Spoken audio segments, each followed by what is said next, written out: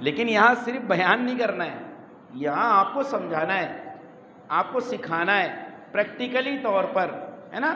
Physically कैसे हम करेंगे गुस्ले मैयत, फिजिकली कैसे, देखिए एक होता है थ्योरी, एक होती है फिजिकल यानी प्रैक्टिकल। तो थ्योरी तो फटाफट बता दूंगा मैं, प्रैक्टिकल फिजिकली आपको कैसे करेंगे, क्या करना है, उसके लिए थोड़ा समझ में यानी कि समझाने के लिए वक्त लगता है। तो मैं इसको बिल्कुल शॉर्ट में ही बता पाऊंगा फिलहाल अभी। प्यारे इस्लाम भाई, देखिए मौत का वक्त जब करीब आता है इसको नज़ा का वक्त कहते हैं। आप समझते रहिए और मेरा जवाब देते रहिए, क्या कहते हैं। हाँ, आप बोलते रहेंगे तो मैं इंशाल्लाह जल्दी जल्दी बताता रहूँगा, आप खामोश रहेंगे तो मैं भी खामोश हो जाऊँगा। तो नज़ा का वक्त, नज़ा का वक्त कहते हैं, नज़ा के लुग़वी माना है अरबी ग्रामर में खींचना। क्या है, इससे मुराद रूह का जिस्म से निकलना है, इसी को जान निकलना और मौत आना भी कहते हैं। मौत की 3 अलामतें हैं। हज़रत सलमान फारसी रज़ी अल्लाह ताला अन्हु से रिवायत है, नूर के पैकर तमाम नबियों के सरवर, बोलिए भाई क्या बोलेंगे, सल्लल्लाहु ताला अलैहि वसल्लम। अपनी आदत बना लीजिए, अब बार बार ऐसे करना पड़ेगा मुझे। फरमाया मौत की 3 अलामत है, कितनी। नंबर 1, अगर पेशानी पर पसीना आए। नंबर 2, आंखों में आंसू आए। और नंबर 3, नथने फैल जाएं। तो ये अल्लाह पाक की रहमत है। अब ये जब निशानियां नजर आ जाए मौत की, तब क्या करे, जाकनी की हालत में जब तक रूह गले को ना आए उसे तलकीन करे, यानी मरने वाले जिसका मौत का वक्त करीब है उसके पास खड़े होकर या बैठकर ये पढ़े, अशहदु अल्ला इलाहा इल्लल्लाहु व अशहदु अन्ना मुहम्मदर रसूलुल्लाह सल्लल्लाहु अलैहि वसल्लम। पढ़ते रहें, मगर उसको उसके कहने का हुक्म ना करें। आप पढ़ते रहें इस नियत से कि वो सुन लेगा, उसकी ज़बान पर जारी हो जाएगा। उसने कलिमा पढ़ लिया तो तलकीन मौकूफ़ कर दें। क्या करें, मौकूफ़ यानी बंद कर दें। और अगर कलिमा पढ़ने के बाद उसने कोई बातचीत की तो फिर तलकीन करें कि उसका आखिरी कलाम ला इलाहा इल्लल्लाहु मुहम्मदुर रसूलुल्लाह हो, फरमान मुस्तफ़ा सल्लल्लाहु ताला अलैहि वसल्लम। जिसका आखिरी कलाम यानी बात ला इलाहा इल्लल्लाह हो, वो जन्नत में दाखिल होगा। हमारी थोड़ी सी कोशिश, हमारा भाई दुनिया से कलमा पढ़ के जा सकता है, सही तो करेंगे इंशाअल्लाह। समझ गए ना, उसको नहीं कहना है पढ़ो पढ़ो पढ़ो, और कुछ और बोल दिया तो उस वक्त दिमाग जो है ना वो ठिकाने भी नहीं रहता है, बहुत हालत ख़राब रहती है। जिसके ऊपर होता है ना उसको पता है। रिवायतों में कि तलवार के 300 वार से भी ज़्यादा उस नज़ा के आलम में उसे तकलीफ़ होती है, सकरात के आलम में। मौत का वक्त करीब होता है प्यारे इस्लाम भाइयों, हम अल्लाह पाक की बारगाह में दुआ करते हैं, अल्लाह पाक हमें नज़ा की तकलीफ़ों से बचा ले मौला, हमारी रूह निकले तो हमें पता भी ना चले, है ना। दुआ करते रहना चाहिए। बहुत संगीन मामला ये, सीरियसली है। बहुत हो गया हंसी मजाक, और हमने हंसी मजाक में ज़िंदगी गुजार ली, थोड़ा सीरियस हो जाइए प्यारे इस्लाम भाई। नौजवानों सीरियस हो जाओ, ठीक है, मुस्कुराना सुन्नत है, मुस्कुराइए वक्त वक्त पे, लेकिन ज़ोर ज़ोर से हा हा हू हंसना ये अजीब नहीं लगता? कितनी बुरी बात है ना। हमारे प्यारे आका सल्लल्लाहु ताला अलैहि वसल्लम के बारे में रिवायतों में कि आप कभी खिलखिलाकर नहीं हंसे, कभी आपने कहा नहीं लगाया, मतलब ज़ोर ज़ोर से हंसना सुन्नत नहीं है, सुन्नत के ख़िलाफ़ है। अभी इसमें भी आपको बताऊंगा कफन पहनाने के वक्त क्या चीज़ सुन्नत के ख़िलाफ़ है इंशाअल्लाह। तो प्यारे इस्लाम ये हो गया, रूह निकल गई। 6 काम करेंगे, जल्दी से इसको आप नोट कीजिए। डायरी पेन आपके पास हो तो उसमें नोट कीजिए, और डायरी पेन वहाँ रखिए पीछे, डायरी पेन हो तो उसमें नोट कीजिए, वरना आपका मोबाइल है ना, मोबाइल में नोट पैड होता है ना, एक नोट पैड, उसमें आप टाइप करते रहिए। मौत के बाद 6 काम, कितने? इसके पहले मौत की कितनी अलामतें थी? हाँ, पहला ये क्या है, पेशानी पर पसीना है, जल्दी बोलिए। दूसरा, तीसरा, नथने फैल जाएं। तो ये क्या है? अल्लाह पाक की रहमत है, उस बंदे पर जिसके साथ ये हो रहा है। अच्छा, मौत के बाद 6 काम। नंबर 1, आंखें खुली हो तो बंद कर दीजिए। अब ज़रा जल्दी जल्दी बताऊंगा, अब इसको जल्दी दिमाग में बैठाइए। बिस्मिल्लाह व अला मिल्लति रसूलिल्लाह सल्लल्लाहु ताला अलैहि वसल्लम। मौत के बाद पहला काम क्या करेंगे? ये देखिए, बिस्मिल्लाह व अला मिल्लति रसूलिल्लाह सल्लल्लाहु ताला अलैहि वसल्लम। दूसरा, मुंह खुला हो तो बंद कर देंगे। कैसे बंद करेंगे? नहीं, कोई दस्ती रुमाल वगैरह ले लें या चौड़ा कपड़ा पट्टा ले लें और ऐसे बंद कर दें। ठीक है। नंबर 3, चेहरा किबले की जानिब कर देंगे। 2 तरीके हैं। आसान तरीका ये है कि ऐसे लिटाए और ऐसा कर दें। ठीक है। एक और तरीका है, किबले की तरफ पैर करें, वहाँ सर करें और पीछे से कोई तकिया या कोई ऊंची चीज़ लगा दें ताकि चेहरा और सीना किबले की जानिब हो जाए। जो आसान पड़े वो करे, तकलीफ नहीं होना चाहिए मैयत को। ठीक है। नंबर 3 हो गए। नंबर 4, उंगलियां और हाथ पांव सीधे कर दीजिए। मौत के जो झटके होते हैं, तकलीफ होती है, उसकी वजह से आप उंगलियां टेढ़ी हो जाती हैं, हाथ इधर उधर हो जाते हैं, पैर टेढ़े हो जाते हैं। उस वक्त क्या करेंगे? हम उंगलियां ऐसे सीधी करेंगे, हाथों को करवटों में रखेंगे और दोनों पैरों को सीधा कर देंगे। नंबर 5, दोनों पैर के अंगूठे मिलाकर नरमी से बांध देंगे। नंबर 6, 5 समझ गए? हाँ, नहीं समझे तो बोलना कि अरे समझे नहीं, आप आगे क्यों बढ़ रहे। नंबर 5 हो गए। नंबर 6, पेट पर मुनासिब वजन की कोई चीज रखेंगे। क्या करेंगे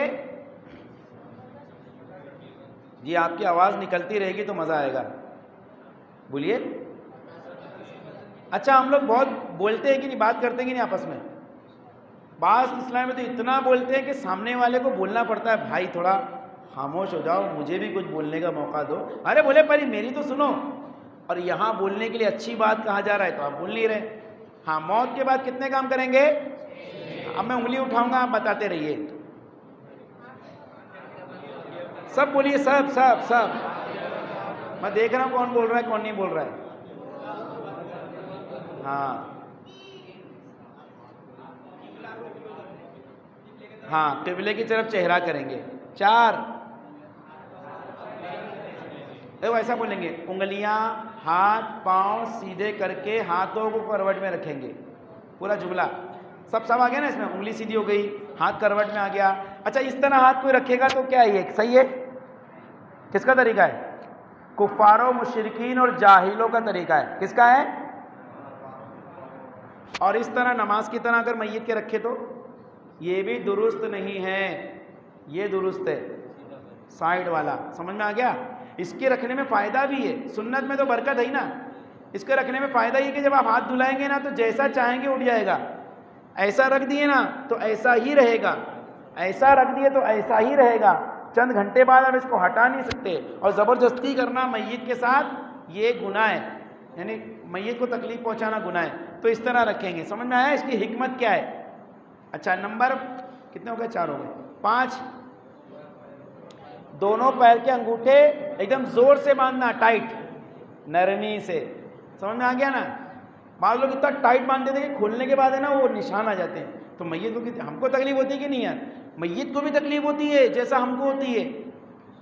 नंबर 6 क्या है? अच्छा, आपसे मैं बुलवा रहा हूँ, सही है ना कि ना बुलवाऊँ? अगर आपको लग रहा है कि यार हमसे क्यों बुलवा रहे, बयान करने ये आए कि हम लोग आए, अरे भाई आप, मैं सिखाने की कोशिश कर रहा हूँ, आप सीखने की कोशिश कीजिए। दोनों तरफ से बात बराबर होगी तो इंशाल्लाह बरकत होगी इसमें।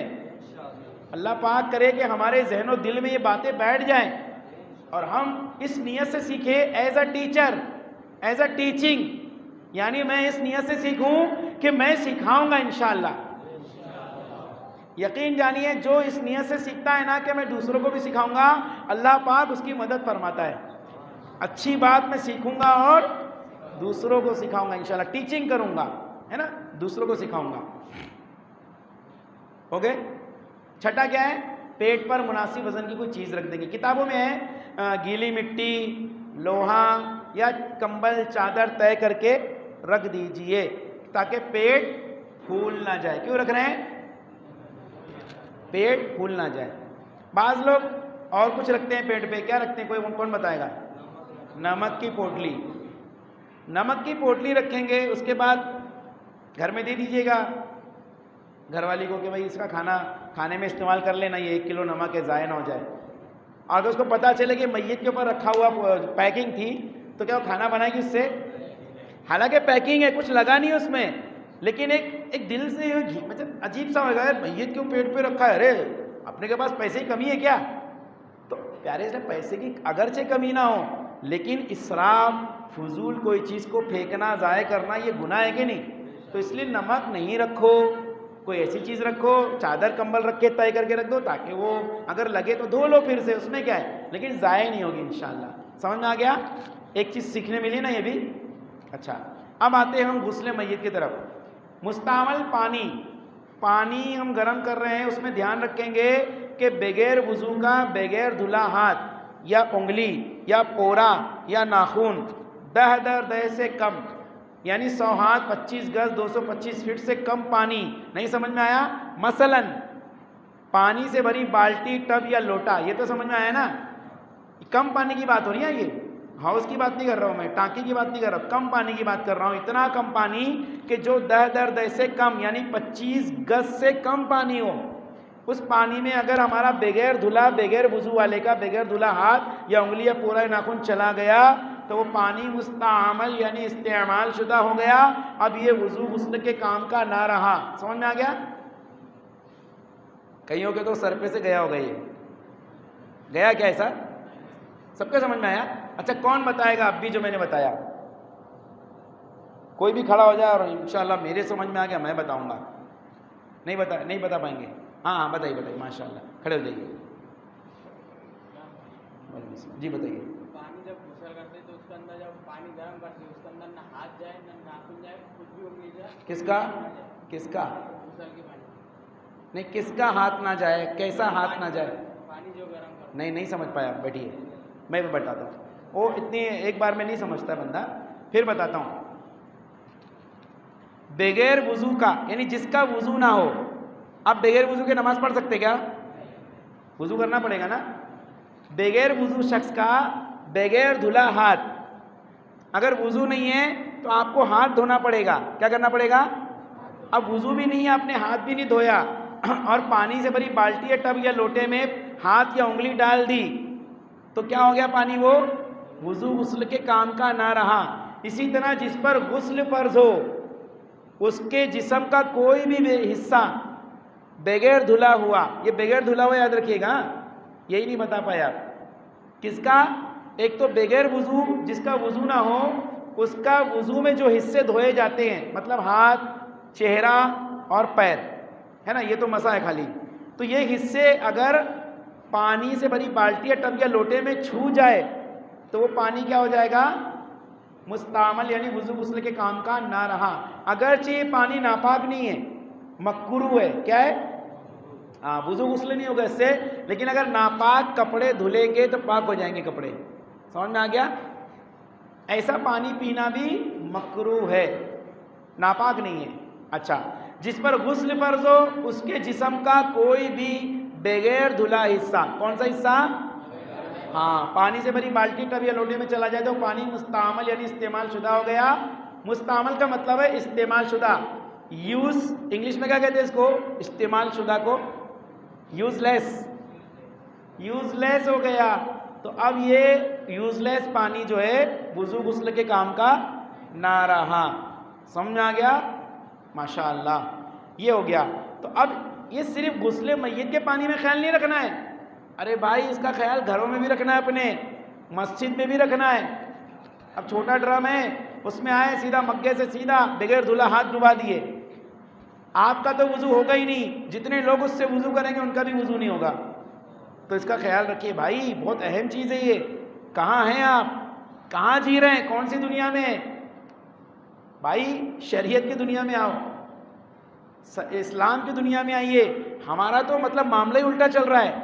हमारी सुबह भी होती है तो 10 के बाद, हमारी रात होती है तो 2 के बाद, 3 के बाद, एकदम उल्टा मामला चल रहा है।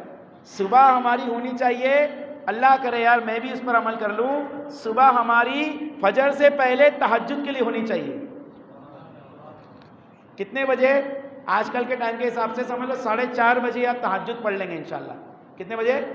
हाँ 4:20 4:25 पे उठें और इस्तिंजा वुज़ू करके 2 रकात कम से कम तहज्जुद पढ़ लें इंशाअल्लाह।